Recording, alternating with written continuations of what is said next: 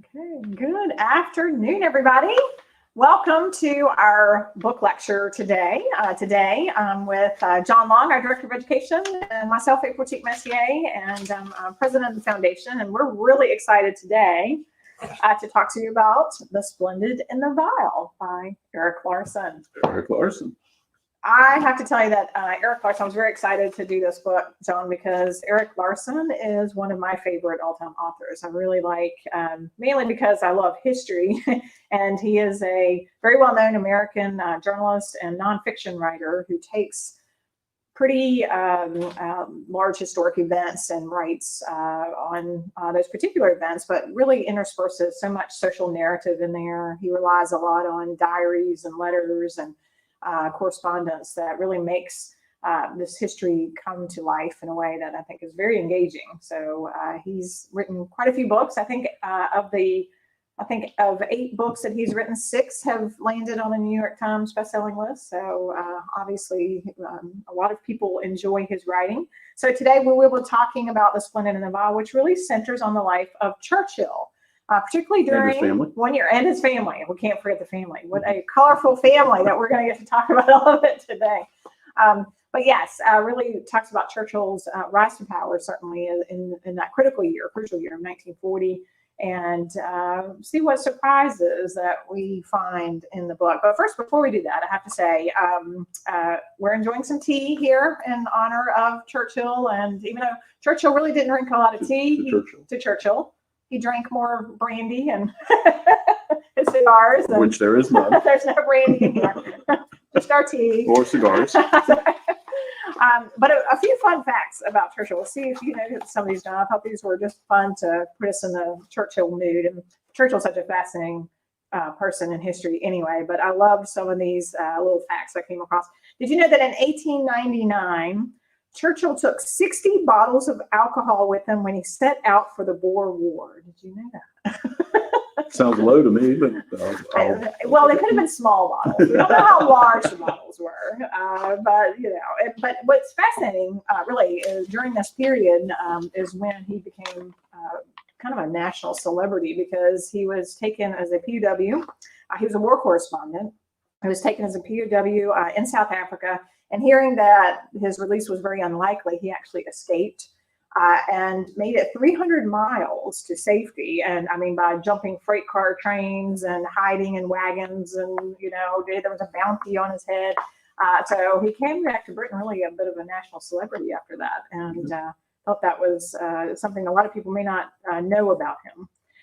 But he once remarked that hot baths, cold champagne, new peas, and old brandy are the 4 essentials of life. Would you agree with that? For Churchill.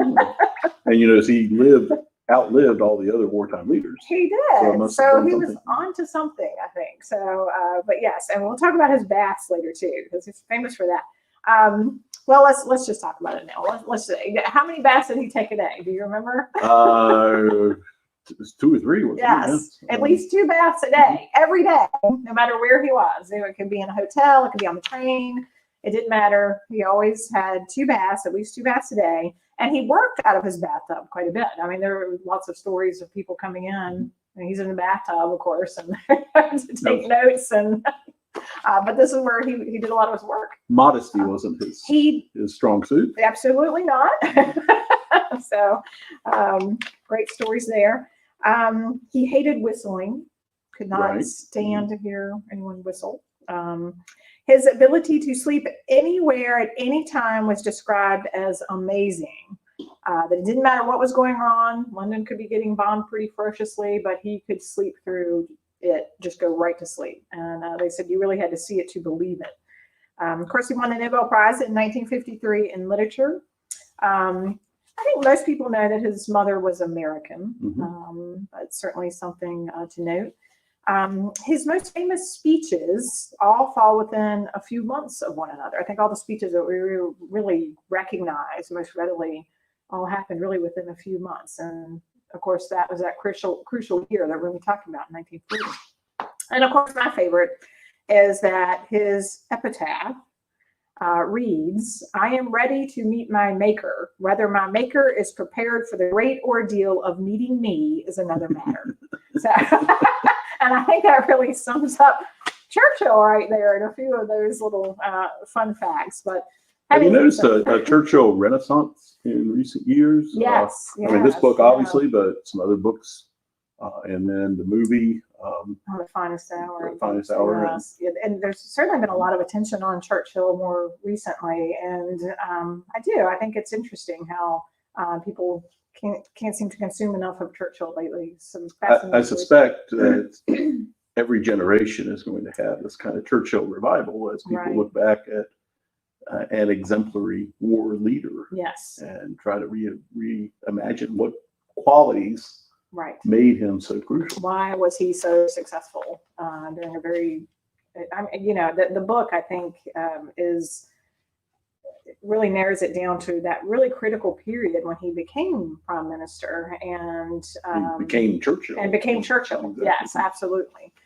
So yes, I think, I think that's very interesting. We'll just dive into some questions. And I agree with John Larson. I've read, I think, every one of his books, but most of them. And what has always impressed me is the way he gives the big picture. Yes. And overlays that with some personal accounts. The Devil in the White City. Yes. About the murder hotel in Chicago. Very compelling book, but you get a sense of what's going on in the United States with the World's Fair in Chicago. It was fascinating. And then zeroing in on this, one crime spree. That's right. At the time, and really does that well with this. If you don't know much about Britain in war and during the Blitz, you can certainly get that. But he's going to overlay that with a lot of personal accounts, diaries, unexpected stories that pop up. And I say it's also a very compelling read that I've enjoyed. You definitely get a sense of the British people and really what they went through during that critical period and beyond that, but really get a snapshot into everyday life at that time and how difficult it was. And I really love when he starts out the book in his introduction when he talks about what inspired him to really write this book. And he said 9/11, because thinking about 9/11, the attack on America and what happened really made him instantly think about what must it have been like living in London, being in Britain at the time when your city was bombarded nightly. How did people cope? How did you get through that? And I think for many, the answer was in a very charismatic, optimistic, determined leader that saw the British people through that period. So I think he captures that really well. It says that toward the end of the book, he quotes Churchill that I didn't give them their courage. I forget what phrase he used, but drew it out of them. Yes, I like that. It was, I think. And the context for that, of course, in the interwar years, the pessimism about future aerial wars. Yes. The bomber will always get through, and the vision of a future war was cities in rubble, everywhere, civilization collapsing, much like we may have pictured a nuclear war in our youth. For the British people to realize we can survive this. That's right. And London cannot, we're not even close the theaters. We're not going to evacuate the royal family. We're going to actually survive this. And Churchill, again, didn't make that happen, but I think he embodied that personality. So if you were Erik Larson, why not just a biography of Churchill beginning to end? Why does he concentrate on just one 12-month period? For the most part. True. And I think, first of all, I think we could fill this our Quonset hut here with all the books that have been written about Churchill. I think that's been done very well. And I think Larson knew that. We know a lot about Churchill, but I think he was very smart to just focus in on that crucial year. Because as you said, it was the year that Churchill became Churchill. I think we see the spirit of Churchill really come out, that determined character that he had. It was kind of like being handed the Titanic as it was sinking, to say, okay, here you are. You can be prime minister now.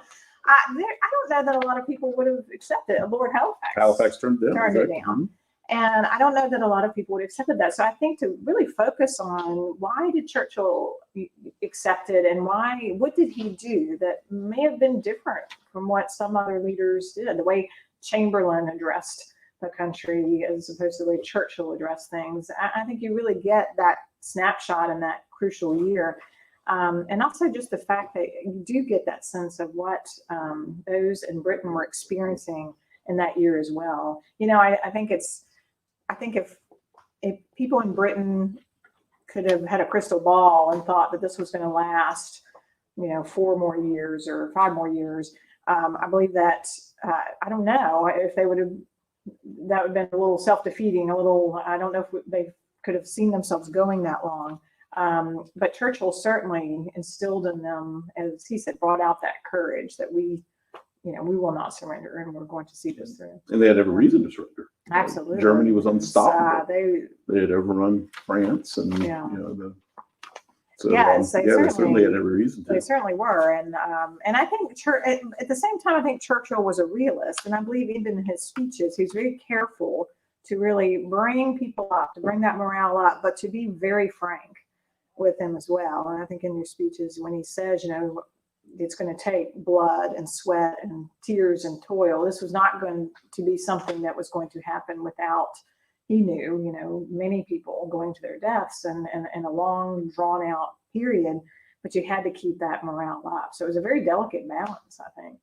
But and I think he was able to say that because he had an ace in his pocket, which was the United States. Exactly. And Larson does a very good job of that also, is kind of pushing this grooming of the United States, as courting of the United States. Yes. One of my favorite sections was Harry Hopkins' visit and the relationship that they developed. And Churchill is first, so Harry Hopkins is coming. Who in the world is this guy? Because even today, not nearly enough people know who Harry Hopkins was and what a role he had in shaping the 20th century. Yeah. But when he realized that this was his direct line to Roosevelt, then impressing the need on Hopkins became his main motivation. And I love there at the end that Hopkins is getting ready to depart. He in just a talk, suddenly turns to Churchill and says, "Would you like to know what I'm going to tell the president?" And he quotes the Book of Ruth: "Whither thou goest, I will go."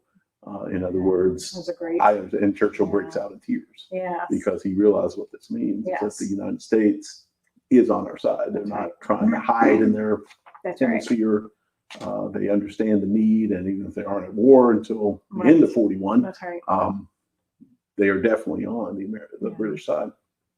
So, and there was no illusions about that. I mean, Churchill knew he had to have the United States to be able to win this war, and I loved how he was very determined. He never gave up. He continued those conversations with Roosevelt. He really wanted Roosevelt to get to know him personally and have that relationship, so that when the time came, which I think Churchill always knew the time was going to come when the United States was going to have to enter this war, then they would have that relationship, and so it's great to see how that developed. And Larson does a good job of developing that, I think, because we know the end of the story. Right. Of course, we know the United States. There's no spoiler alerts. Exactly.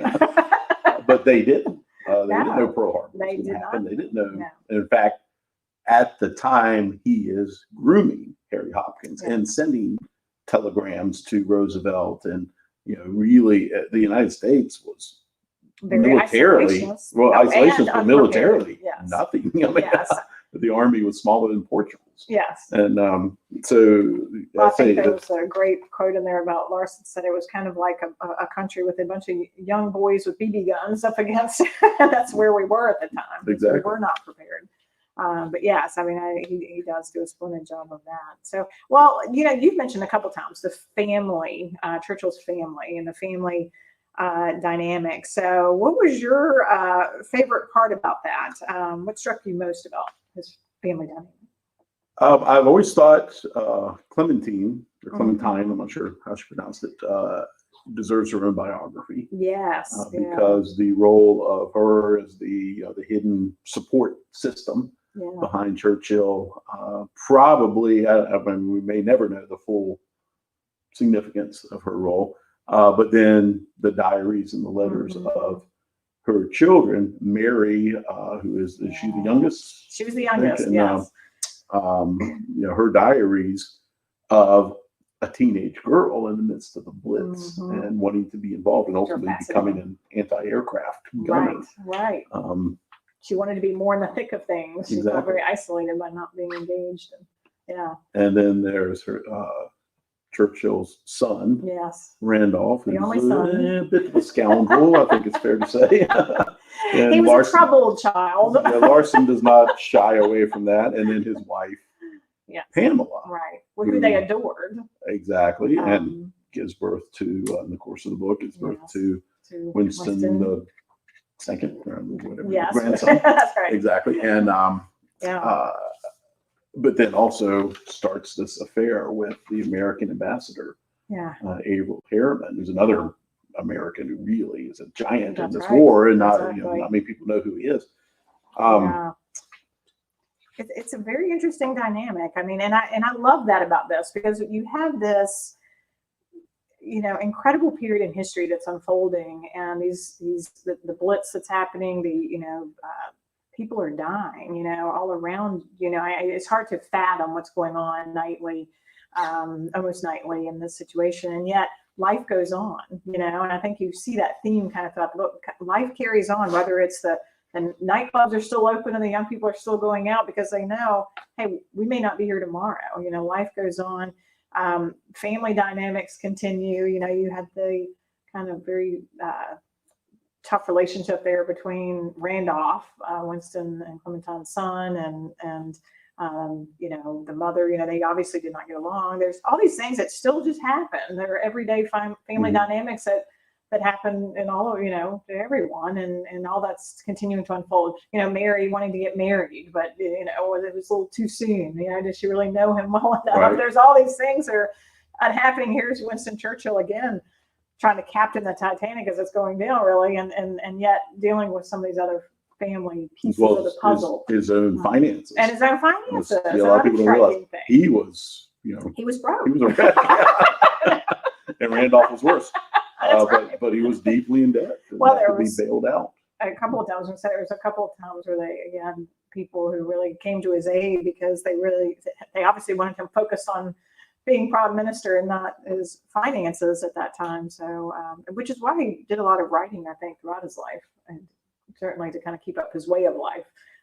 He did a lot of writing. So yes, I mean, I think there's definitely some wonderful. I have to say, with Clementine, my favorite part in the book with her is because she certainly spoke her mind. She was probably the only person in Churchill's life that could swayed him, I think, in a lot of ways. But she loved the dinner with de Gaulle, and de Gaulle had made a rather crude comment about when Churchill had given the okay with the French fleet. This is right when French capitulated and they wouldn't turn over the fleet, and they actually, Churchill had to give the order, a very emotional time for him, to basically, at whatever expense, sink the ships so that the Germans would not get them. And and so de Gaulle's over for dinner with Churchill and Clementine and makes a pretty rude comment about that, and she put him in his place. And the next day, de Gaulle sent her flowers. So I think so yeah, she was very protective of Churchill, certainly, and did not much. And if you know anything about de Gaulle, it was hard to put him in his place. I was going to say, that says a lot. Eisenhower was never able to do it, yes.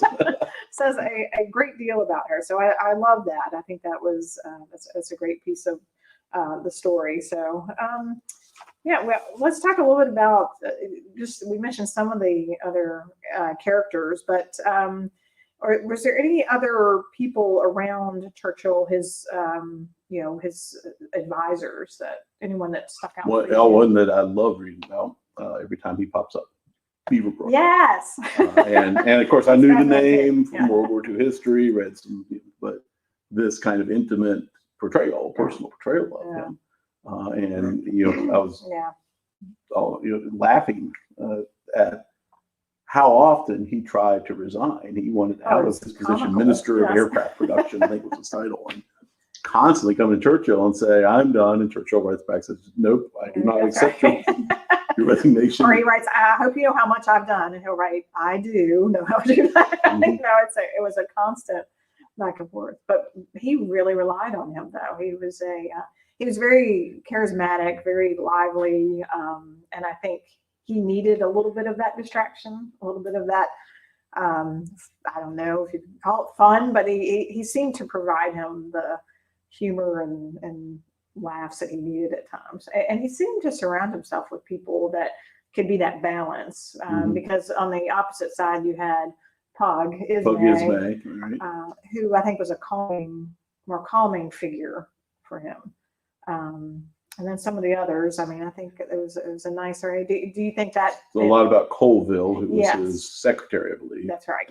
And I'm trying to think of the last of the professor. Lindemann, I think. Yes. Who was his kind of scientific guru. And that is an interesting thought, too, that we don't often think about from our technological age.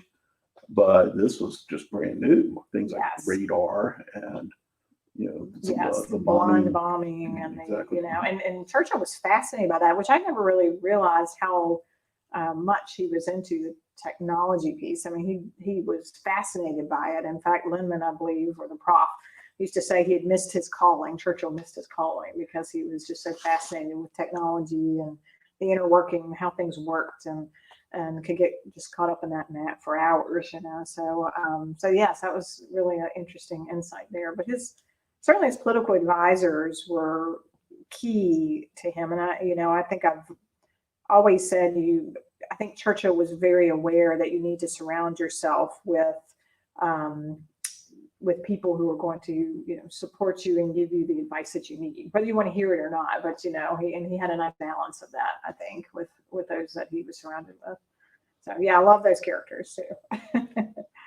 Anything about the book you didn't like or didn't prefer? Oh, goodness. Well, you're asking a Larson fan, so it's hard for me to say that.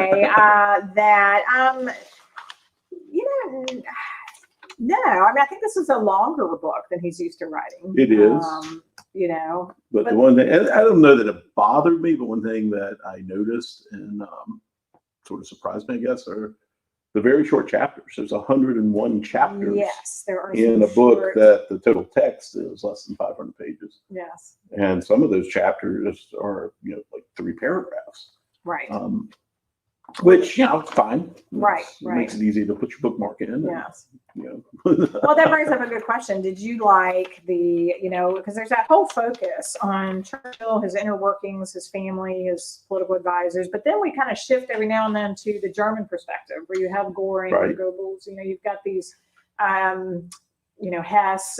Did you like that, or did you find that a distraction when you were reading the story? I liked it. And of course, the Rudolf Hess and his rather strange trip to England that ended his participation in the war, where he was seemingly trying to negotiate settlement, but without any kind of official permission. That becomes a major part of the last third of the book. That's right. But I think it did make some very interesting comparisons to the sort of the German psyche and outlook of the war versus the British. Yes, because over and over again, there's certainly a lot of discussion about, England will capitulate in a few weeks. It's just going to be, it's a short time now. It's a few weeks. But I love reading some of the descriptions that Hitler describing Churchill. Hitler really laughing at some of the things he was reading about Churchill, that he walked around, in his red gown, pom-pom slippers, and took notes in the bathtub. I think he thought it was crazy, but very interesting there, because Hitler waited a little while before they really started bombing London, and I really think it's because he thought they could convince them to go ahead and surrender. From Hitler's point of view, why would the British be our enemy? Right. And I think he was reluctant to do that. And I think the more that he saw what a determined leader Churchill was, and he listened to some of those speeches. He heard what he was saying. I think he really realized that the only way to make them surrender would be to do what they did. And I think for me, some of the more really difficult parts of the story, but they need to be told, are the stories of those raids and what happens, when the sun comes up the next day. And literally, it's hard to read some of those pieces, but body parts in the streets, lives destroyed, thousands of homes and cathedrals, and nightclub that was bombed that killed all those young people. I mean, there's kids, so many children who were killed, and those are hard stories to get through. It makes you realize, this is something that they were having to get accustomed to in their daily lives. And how do you carry on like that? You still have to get up the next day and go to work. And going to work was not easy when your whole city's been bombed down. It might take you, 4 hours to get where it used to be 10 minutes, or maybe you spent the whole night in an air raid shelter. And really begin to have we just passed, incidentally, the 80th anniversary of the Coventry bombing. That's just a couple right, of days which ago. takes up certainly a big part of the story. But I noticed in reviewing that it focus, was November, I think, the 17th. That's right. So it was just had that anniversary. I'm sure it was marked in Britain and everybody here. Which was pretty devastating. I mean, we lost so many people were killed in that. And that had to be, and I think some of the heartwarming pieces of the book too are when you had an incident like that. There were several described, and Churchill goes out and walks among the people, and everyone is, we're okay, Winnie. We're with you. We're okay, and that kind of thing. And he would be brought to tears. And I think that's another side of Churchill that's really nice to see. He was very empathetic. He was very compassionate. And he wore his heart on his sleeve. He didn't mind crying in public if he was moved to do so. And he often did when he would come across a scene like that.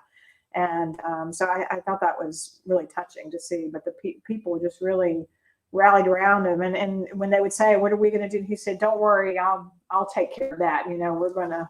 He again knew, even in those darkest moments, how to inspire the people around him. And so that's, and again, his speeches that we're also familiar with are just legendary. He just had a knack for knowing what to say. Yeah. So yeah, really great. But yeah, the raids, I think he describes really well. Even things like rationing, we're drinking our tea here. I love the part where, they talk about how they were going to have to really cut down on tea.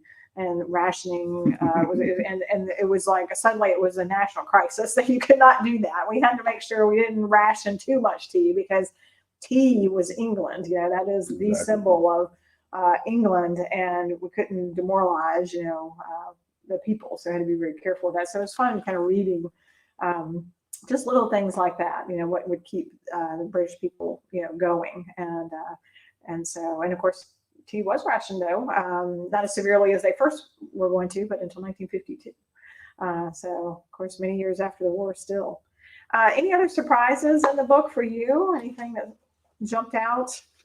A subject that's always interests me is the role of the royal family and symbolism they provided. Yes, so there are some interesting anecdotes about the king. Yes. Yes. And and I'm not sure he gets enough credit because his decision to stay there, not evacuate to Canada or someplace, even leave his family there, put his daughter, who's now the queen, in a motor pool. And I think that really drummed up the British determination and perseverance. Yes, I like that. Certainly surprising, yes. And, and Churchill himself, very brave. I mean, he would stand on top of a rooftop and watch the bombing. Yes. Maybe foolhardy is a better word. But, and I love the descriptions of, I can't remember who it was walking with him down the street, and literally there were bombs falling.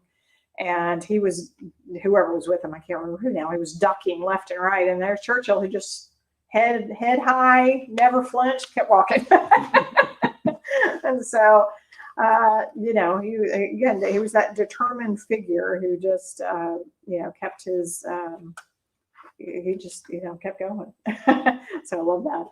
Trying to think what other surprises I found. I think, again, I just enjoyed, well, I will tell you another favorite part of my book. Again, not to spoil the book if you have not read this, but I love when he goes to America and is in the White House, and talk about his total lack of vanity. Roosevelt comes into the room where Churchill is, and Churchill is as naked as can be, smoking his cigar, and tells the president to come on in, and they proceed to talk for an hour. Churchill's totally in the buff. Doesn't bother him at all. And seems to bother Roosevelt. So, yeah, he certainly was okay. The total lack of personal vanity there was fine, but it was fun reading those little stories. Yeah, I think again, I just enjoyed seeing the impact on people, everyday people, and how they got through. There's a lot of little interesting facts in here. I thought it was very interesting that the German Luftwaffe pilots were obviously they're much more experienced because they had been doing this for a while, but they were average age of a Luftwaffe pilot was 26, average age of an RAF pilot was 20. And they were not nearly as experienced, but to see how they held out against the German Luftwaffe, I think very impressive to read those little stories too. So, in fact, one of the commentators there shared a story of a German Luftwaffe pilot seeing a British pilot get out of his plane, wrecked plane, limp to another plane, get in and start fighting. And he said, according to this story, we will never win this war. We don't have that kind of resolve. Yes. Yeah. He certainly it was did. Their finest hour. He certainly did instill that kind of resolve he inspired everyone. I think he really did. He really did. So we definitely want to begin taking any questions too, because we may have some questions from others who, no questions yet. So we'll just keep talking a few minutes, but I'd be remiss if I didn't point out that the book is available in our gift shop. Yes, definitely. You can order online or come on into the great memorial. Gifts for Christmas. Again, if you love history and it weaves such great social narratives into, and if you love anyone who loves Churchill will really enjoy this book. And if you like this book, again, I highly recommend some of his others, but In the Garden of Beasts is also another really, really good one. And it's the story of William E. Dodd, who was America's first ambassador to Hitler's Germany. And it's in a really critical year as well, 1933. And you really see everything unfolding in Germany to his alarm as he's there and witnessing everything that's going on and trying to kind of obviously alarm the United States of what's happening too. So it's a great story of kind of firsthand what he's seeing in those early years. And then his family gets involved in some espionage. It's a fascinating story as well. But yes, that's another great read. Dead Wake on the Lusitania is another one that I thoroughly enjoyed. And once again, you get the big picture, but overlaid with individual stories and personal accounts. It gives you great snapshots of periods in time. One of the first books I ever read from him was Isaac Storm, and it was, about the Galveston Hurricane, 1900, and again centered on Isaac Klein tells his story. But it gives you such a wonderful snapshot of periods in history, and that's what I really like about because he uses such a great variety of primary sources, letters and correspondence and things like that. So again, can't say enough about his writing. Really enjoy it. So, but certainly this is a good one, and we encourage everyone to read it if you have not. It's a quick read, even though it's 500 pages. It reads really fast. They're short chapters and really great. I guess we should point out, and some may know this, but you get very involved in his family, and it makes you want to read more about them individually. So it's really fascinating to see what happens to people like Pamela and Mary, and just in their lives, things that happen. I know his oldest daughter, Diana, eventually committed suicide, which is very sad, in the 1960s. Randolph led a very colorful life. He so there's a whole story there. So there's lots of meaty things you can find out about Randolph and post-war, but very interesting to see how these family members turned out and some of the things that they did. But any other things that you want to add to? I would certainly recommend the book if you are a World War II buff. You'll find plenty in there that you didn't know before. You probably already know the big picture about the Blitz and Churchill's leadership. Yeah. If you're not a World War II buff, it's still a very easy read. You don't have to have a lot of foreknowledge about the war. Yes. And that's true of all of his books. He gives you the background that you need to understand it, which is not the case with a lot of World War II books. That's right. You read them, and if you don't already know a lot about the war, you're lost. That's very true. But this one, Garden of the Beasts, not the case. So commend him certainly for that ability.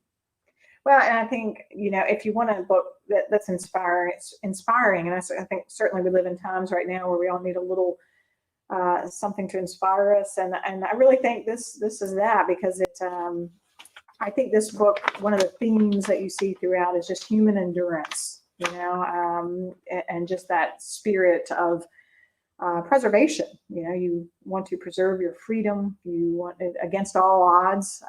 Churchill really saw that was the most important thing, and he was going to fight to the death for it. And as he said, never give up. Right? He was. That's just was his makeup. And so I think it is that ideology behind it. It's not just survival, because if the question was, let's stop the bombing, then Churchill could have stopped the bombing at any point by just saying, we surrender. That's right. It's the thought that he continually got back to, that this is not only necessary, it's what's going to secure the future. Yes. That's behind a lot of what he's telling the Americans. You can't just sit by and watch Nazism prevail. That's right.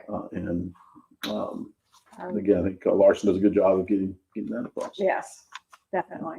If you want to know everything there is to know about Churchill, you have to read more than this 1 year that's covered. But if you want to know who Churchill is, I think you can get a good bit of it from this book. Certainly, yes. It's a laser focus into that 1 year, but it's a great year to really look at him as a leader, and we recommend it. Absolutely. So I don't think we have any questions. I think you can come in. We'll be back next year with a couple of book club. Yeah, excited about a couple of books that we're going to, including a children's book. We're going to talk about a children's book on D-Day. Yeah. If you're interested in how do you introduce your children or grandchildren to what happened on D-Day. Yeah. And then a nonfiction book. Yes. We're excited about those. And we have some great lectures lined up for next year as well. So definitely want everyone to stay tuned, because we have some wonderful speakers coming up for the new year, and some fascinating stories as well that they'll be telling. So we'll stay tuned. Thank you all for joining us. Thank you. We're going to enjoy our tea. That's right. Cheers.